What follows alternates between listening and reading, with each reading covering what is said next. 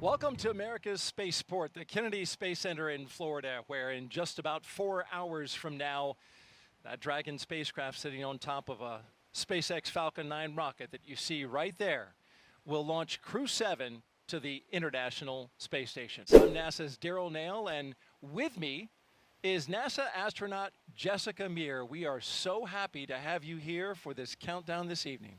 You can see Jasmin Moghbeli there with her visor down. And the suit inflated, right? Exactly, yeah. So she is in the midst of her pressure check, and looks to me like everything is going well. But of course, we want to make sure that those suits have good integrity in the event that we would ever have to use them on board the vehicle. There's Andy Mogensen sitting to her right. His visor's still up, so it looks like perhaps his test has not been initiated yet. And I believe they do perform these one at a time. So Andy has a few minutes there just to kind of relax. You can see the Danish flag on the left of Andy's suit because he is a European Space Agency astronaut, and he is from Denmark. And now you're looking at mission specialist Satoshi Furukawa giving us a big wave and a big smile and the thumbs up. Last but not least, mission specialist Konstantin Borisov was selected to be a cosmonaut in 2018, and this will be his first trip to space along with Jasmin.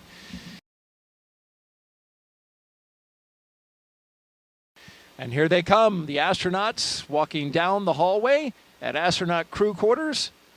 3 astronauts, 1 cosmonaut of Crew-7 waving as they go by into the elevator, headed down to the first floor. Behind them, Joe Akaba, I believe that's Norm Knight with the Flight Operations Directorate. It is. Core on countdown. Crew walkout and suit up room departure is in progress on schedule. It's impossible to not smile when you're watching them walk out with those smiles on their faces, isn't it? It's contagious. And here they come, Crew-7, taking their first steps outside before their journey to space. Again, look at those genuine smiles. You really can't hide the excitement. From left to right, we have Konstantin Borisov, Andreas Mogensen, Jasmin Moghbeli, and Satoshi Furukawa.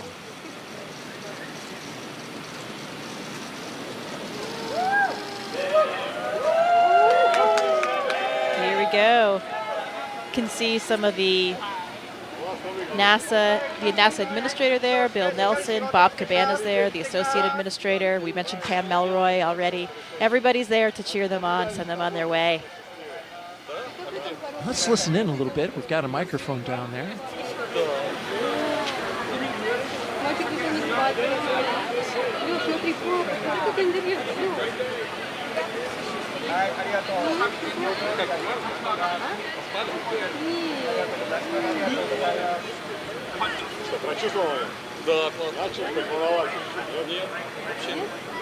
Вот сейчас вот стоял, чтобы вас видеть, расплакаться немножко,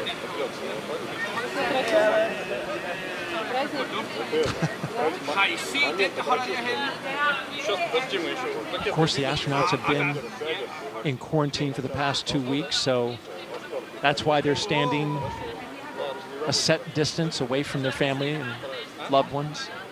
Yeah, that's right. We want to make sure that, of course, we don't carry any viruses or anything like that with us to the space station. So everybody has been in this strict kind of quarantine protocol leading up to the space flight, and they're continuing to keep their distance now. Как карты сыграли, кто выиграл? Я почти выиграл, у меня был король. You guys see Alex Gerst, German astronaut from the European Space Agency there, and Takuya Onishi, a Japanese astronaut. You can see those blue suits toward the front, helping out, escort the families and with the guests. Both are space veterans, of course. Mm-hmm.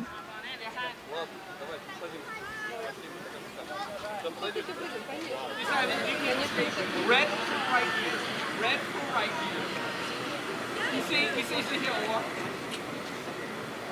A double kiss from Jasmin, probably to her 2 girls. Yeah, and I heard Andy speaking Danish to his family. Yeah, you speak, you're fluent, right, in Russian and Swedish, right? I do, yes. I speak Swedish, pretty similar to Danish, so sometimes I can understand what Andy and his family are saying. Did you catch anything? I did. He said, "We see us, we'll see you." Yeah, Oh, I did catch okay. what he said at the end there. But Andy's family actually lives just a street away from me, so I see them how quite about often. that? Yeah. Well, that's nice. Here they go. Doors are closing. Well, this is a good time to talk about the playlist. Jasmin is going to be queuing up some Stevie Wonder, Whitney Houston, some hip-hop. She's a big hip-hop fan. And apparently so is Andreas, so that works well for the commander and the pilot, who will be in the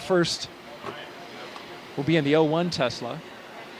Satoshi says he'll crank some 80s Japanese pop music. And I put that on my own music app just to hear a little bit.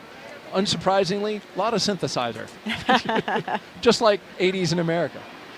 And then Konstantin says he's going to crank some System of a Down, Pink Floyd. Look at that. I see Jaws twin girls. They're wearing little mini SpaceX suits. Oh, I have one of those for my daughter as well. They are adorable. They look exactly like the real thing. no kidding.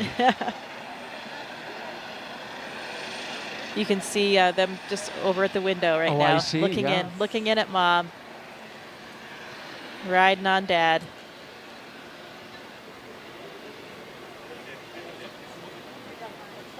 Yeah, those playlists they have for the Teslas and perhaps, we on the Soyuz, we create a playlist for inside the vehicle. We're in the vehicle for so long before things get busy in there that we have some music, and it's so nice to hear a couple of the favorite songs from each of your different crewmates, lots of different styles of music, and those songs that are really important to you.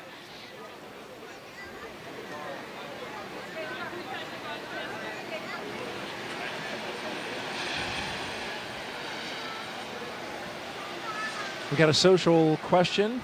If you have one, send it to us. #AskNASA on YouTube, Twitch. See those outfits with I see the them. hood and everything, yeah. And the hood for the helmet. They're really great. Cute. Got to dress like Mom. Be ready for game day. Oh, absolutely. And I imagine that helps a lot with this moment. Of course, they're quite young. But, with children of a certain age, understand that there's some risk involved, and astronauts have to have that conversation with older children. Yeah, I'm sure it gives them something to identify with. They're wearing the same outfit as Mom today and ready to cheer her along for her launch. So in the first Tesla, we've got the closeout lead and 2 suit technicians. In the second, the commander and pilot. And the third, the mission specialist, 1 and 2. And bye, they go. Bye. I think you need a longer bye. You nailed it. Thank you. Here we go with our commander and pilot, Jasmin and Andreas, making their way out for a view of the rocket. And there it is, that traditional lean back. You got to try to take it all in, and it's a tall rocket. And they've got as I understand it, a very rigid back to the spacesuit, which prevents them from actually turning their heads up. So you've got to turn your entire upper torso in order to see it, right? That with the helmet being integrated onto the suit, it adds that stiffness as well. I remember these moments getting ready for my launch, and it's interesting because people ask all the time, how do you feel? Are you scared? But the thing is, we are so well trained. We've gone through all of these motions so many times that even for me, when I was well into sitting in the vehicle, looking at my displays, monitoring things, hitting buttons, you're going through all of these training protocols, and it just feels like another simulation. I actually had to remind myself that this one was going to be real, that it was going to end a little bit differently. All right, there are two mission specialists, Konstantin Borisov and Satoshi Furukawa. Taking it in. They're getting a lot of looks. Yeah. Big wave, thumbs up. It's interesting about that elevator when they go in. If they were to ask, which floor would you like? There's actually a button that says space. Yeah. They changed the 255-foot level to space. Which floor? Space, please. Oh, yep, right away. Let me punch that up for you. Always the best button that you want to press. But only the 4 of them will be making that final step to space. Everybody else has to come back down the elevator. That's right. And there's Jasmin Moghbeli, the commander, and Andreas Mogensen, our pilot, making their way across the crew access arm into the White Room, where they'll get into the spacecraft. But first, Core on sign that countdown. meatball. Crew have arrived at the White Room and are preparing for ingress. We are on schedule. Yeah, that other tradition that we talked about. There's the last signature that they'll have to dole out before they get all strapped in.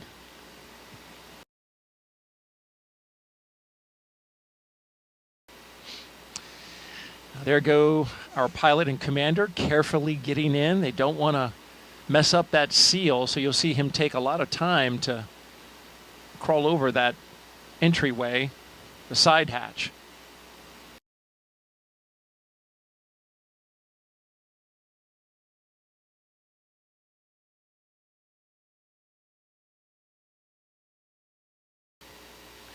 And here come our mission specialists. On the left, Konstantin Borisov, and on the right, Satoshi Furukawa. They're even dancing their way down the hallway. Oh, they're loving it.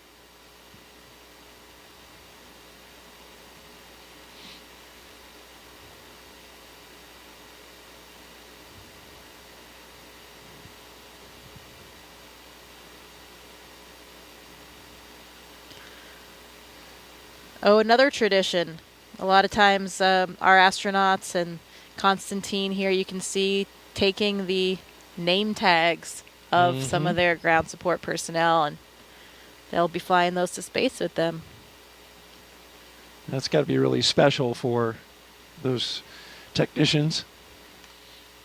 Absolutely. I mean, they're playing such a critical role, especially those connections you have with those people in those moments leading up to your launch. Really has an incredibly strong bond you have with those people.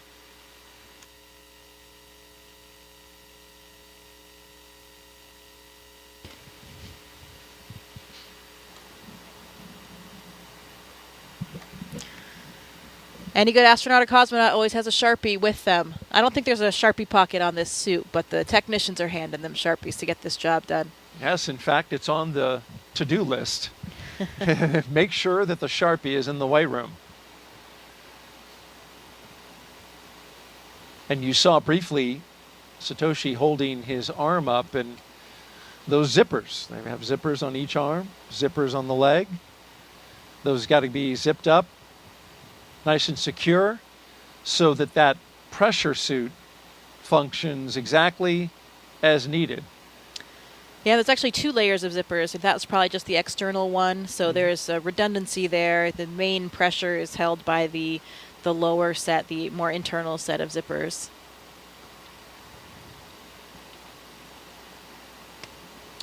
Another critical component of the way we do Core on things at NASA. countdown. Seat 1 and Seat 4 are beginning their ingress into Dragon. We are on schedule. Safety always comes first. We always have a lot of built-in redundancy to each system, including the spacesuits, to make sure that we can keep everyone on board safe.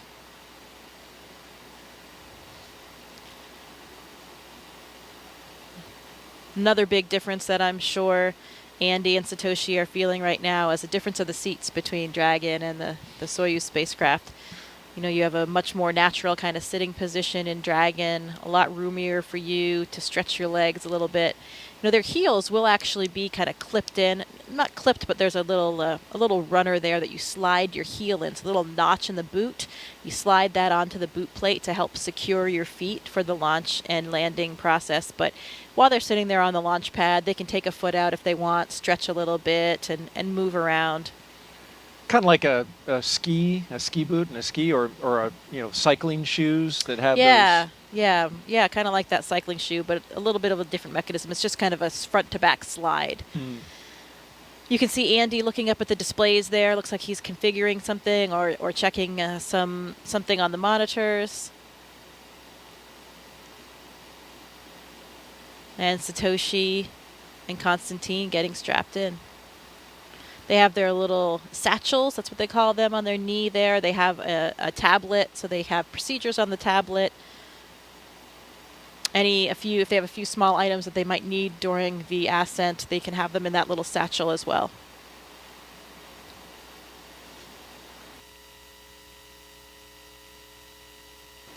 So there they go.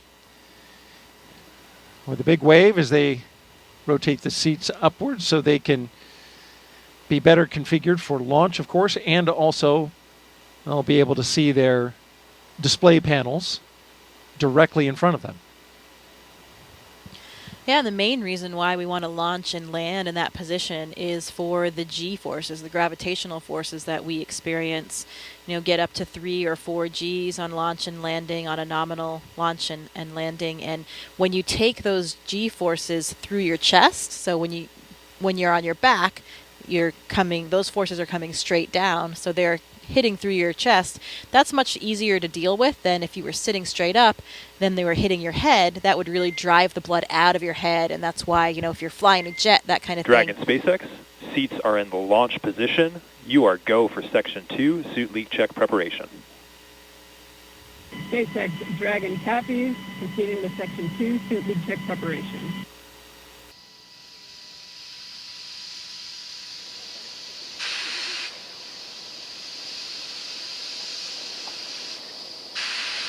Now about 2 minutes and 30 seconds until launch.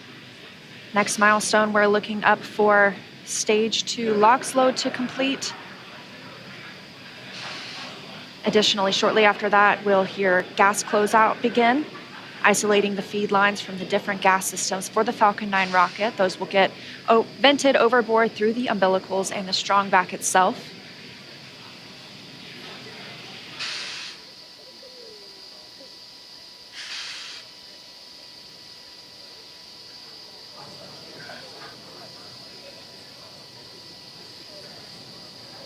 Stage 2 LOX loading is complete.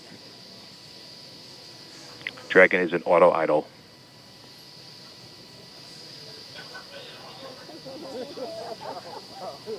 Confirmation that stage 2 LOX load is complete. Dragon and Falcon 9 fully fueled. Gas closeout has started. Expect loud venting. There's the gas closeout call that we expected.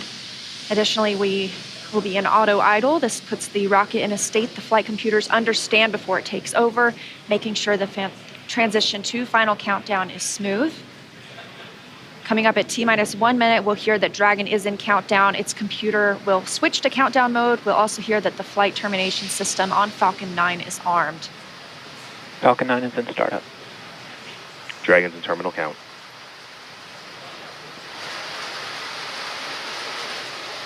Dragon's flight computer in countdown and configured for launch, and the flight termination system now armed. Less than a minute until liftoff today. Dragon, SpaceX, this flight termination go for system. launch. Dragon copies, go for launch. You heard it, Crew-7 getting the go for launch, just T-minus 30 seconds away for an on-time launch. At the time of liftoff today, the space station will be flying 260 miles over southeastern Iraq. T-minus 15. T-minus 10, 9, 8, 7, 6, 5, 4, 3, 2, 1. Engines full power. And liftoff. Go Falcon, go Dragon, go Crew-7. Endurance ascends, an international crew Copy, 1 destined Alpha. for the International Space Station.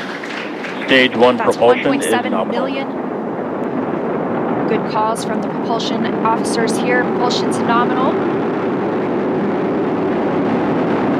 1.7 million pounds of thrust on Falcon 9, taking Crew-7 to the International Space Station, now traveling almost 300 miles per hour.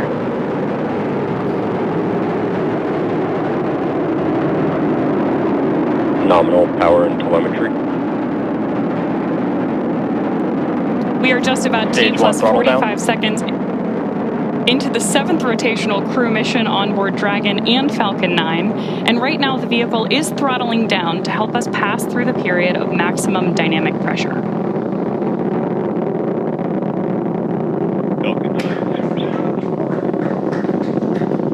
There's the call out that Crew-7 is now moving faster than the speed of sound. Max Q. Stage 1 throttle up. Confirmation we have moved through max Q and are throttling back up. Copy, 1 Bravo. Heard that call from Jasmin on Crew-7, as well as confirmation from the ground. The call out for 1 Bravo means we are in the second and final abort mode for the first MVAC stage, chill but is continuing to underway. get good performance. We've got engine chill on the second stage MVAC engine. We will then be looking for MECO, or main engine cutoff, where the 9 engines on the first stage will cut off ahead of the first and second stages, separating. Then the single Merlin vacuum engine on the second stage will ignite. We are now coming up on 2 minutes into the flight, the spacecraft traveling over 2,000 miles per hour. Really incredible nighttime views of Falcon 9 and Crew-7 on your screen right now. So as Leah just mentioned, we are keeping an eye on a couple of critical flight milestones coming up back to back here. Stage 1 throttle Those down. are going to be MECO, so main engine cutoff now that we're throttling down stage 1, followed by stage separation and second stage ignition. Main engine cutoff. Stage separation confirmed. Copy, 2 Alpha. MVAC ignition.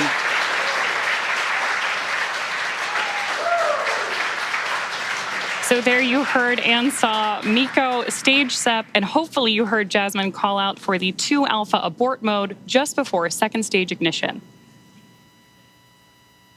And of course, this is the second stage, powering Dragon on its flight, now traveling almost 4,000 miles per hour. Over 3 minutes since launch, the second stage will continue to power the spacecraft. And our first look at the crew inside.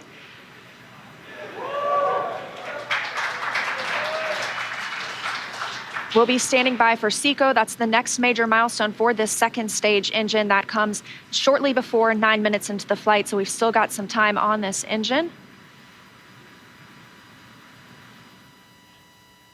So right now, while Crew-7 makes its way to orbit, our first stage booster is making its way back to land. So you may hear the call-outs here on the net shortly that we are in the middle of our boost back burn.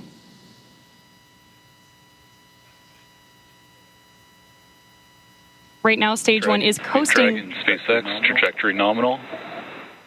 Good call-outs there that Dragon is on the right track. And confirmation from Commander Jasmin Moghbeli. Continuing to see good performance on this lone Merlin vacuum engine on the stage.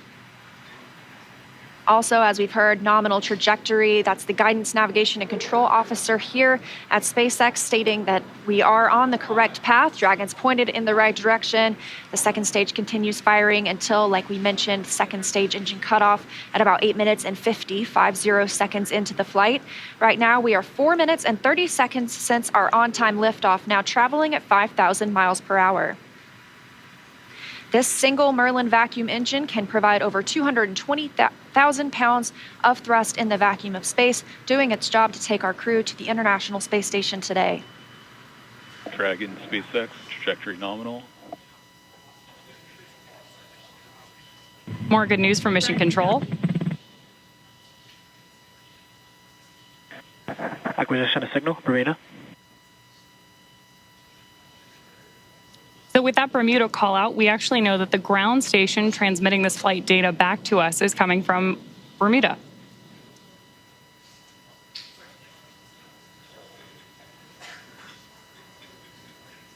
The crew is currently pulling a little more than 1G as the second stage engine continues to propel their flight. Continuing to hear good calls to the crew, now 5 minutes and 30 seconds into the flight, traveling at 6,400 miles per hour. Again, we will continue to see the second stage fire for about 3 more minutes. Shortly after second stage engine cutoff, we will see it separate from Dragon, which will continue its journey. SpaceX Dragon copy. Now, at this point in the flight, we are just about 15 seconds away from stage 1 entry burn start. At this point, the center engine on Falcon 9 will be lit for just about 10 seconds to help us slow the vehicle down as it re-enters the Earth's atmosphere. That's not the only thing helping us on re-entry, though. The first stage sees high drag on re-entry, which scrubs roughly 70% of the velocity by the time the landing burn begins, which you just had great views of on the left-hand side of your screen. Florida Space Coast beginning to come into view in the background. All while Crew-7, of course, on the right-hand side of your screen, lit up by that MVAC engine, continues on its way to orbit.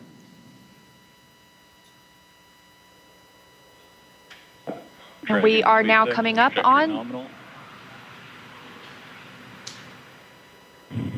continuing to get good calls as we reach almost 7 minutes into the flight. Crew traveling at 9,400 miles per hour. Again, we still have about 1 minute, 45 seconds left with the second stage propelling the crew. And of course, we are also expecting that landing burn start from Falcon 9 any second now. Great views.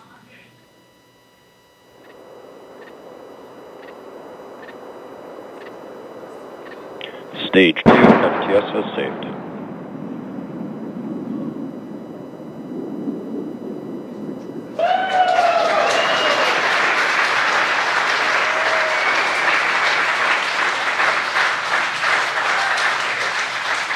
Great news there that stage 1 has successfully landed back at landing zone 1 in Florida.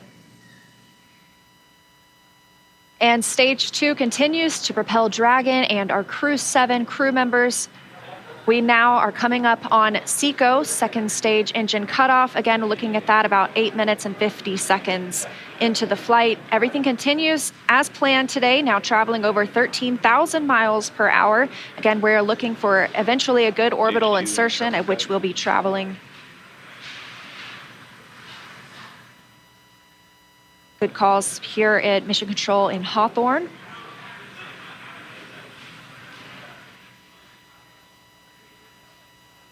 And we are standing by for second stage engine cutoff. Copy, Shannon. Heard that call for Shannon. That is the call out for Shannon, Ireland, the final abort zone.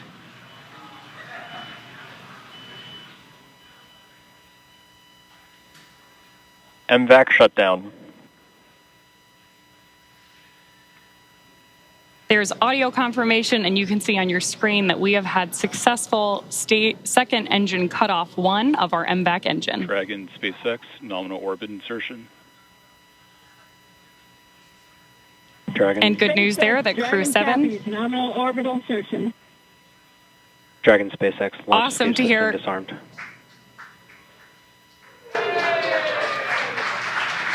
Fantastic.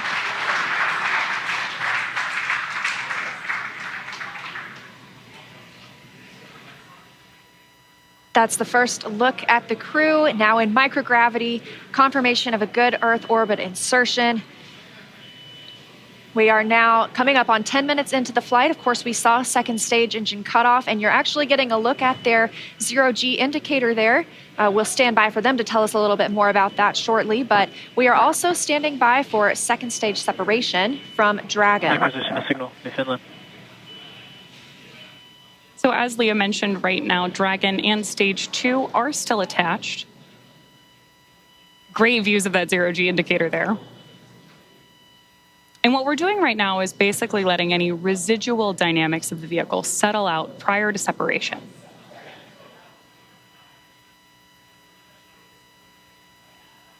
We are expecting that separation event in probably about 90 seconds. Crew looks like they're having a great time up in space, too. And as we stand by for that separation, shortly thereafter, we'll be looking for the nose cone to begin deploying. That command will be sent, and we'll see it open shortly after. We'll need the nose cone to open to expose those forward bulkhead thrusters, as well as the docking mechanism with which they will use to link up with the International Space Station. After their ride, it's almost 30 hours long.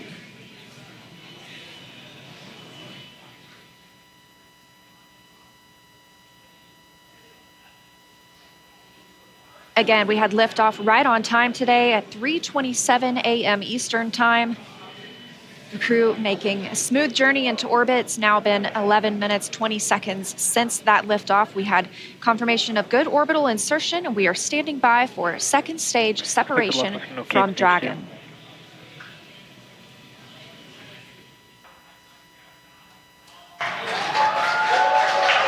Dragon separation confirmed. Crew-7, on behalf of the Falcon team, I'd like to welcome you to orbit, and we hope you enjoyed the ride on Falcon 9. Space travel is difficult, even though you make it look easy, so thank you for trusting us to get you up there. It's not a bad way to spend a day in the office. Stand by for words from the launch director. Hello, Crew-7. This is Launch Director here on Countdown.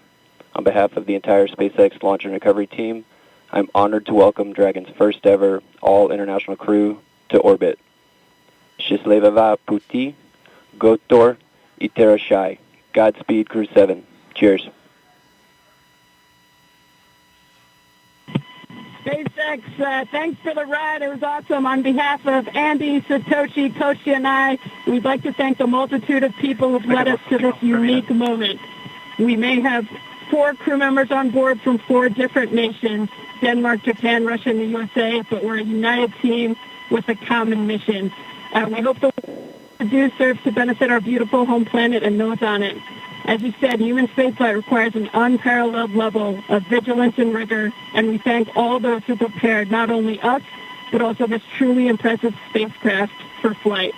Finally, to our families, carry the greater burden of our choice to explore. Thank you. Go Crew-7. Awesome ride. You saw the zero-G indicator floating around. Tell us what it was. I did. Well, that, Daryl, was a 3-toed sloth. Important distinction, not a 2-toed sloth. Oh, really? Yeah, so apparently this is one of Andy's kids' favorite animals. And as a family, they were even fortunate enough to see one in the wild in Costa Rica last Christmas when they were on vacation. So it was all kind of fate leading up to this, I think. How about that? This is Andy Mogensen. Andy Mogensen, the pilot. That's correct. That's right. And I guess his family calls him the slowest person in the world. So another reason why this 3-toed sloth had such meaning for all of them.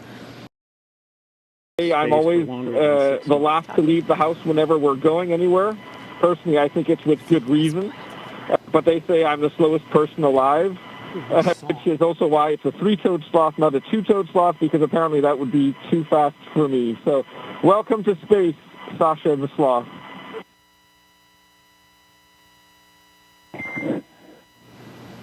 And Dragon, we appreciate the introduction to your zero-G indicator and noting that that is probably officially now the fastest sloth ever.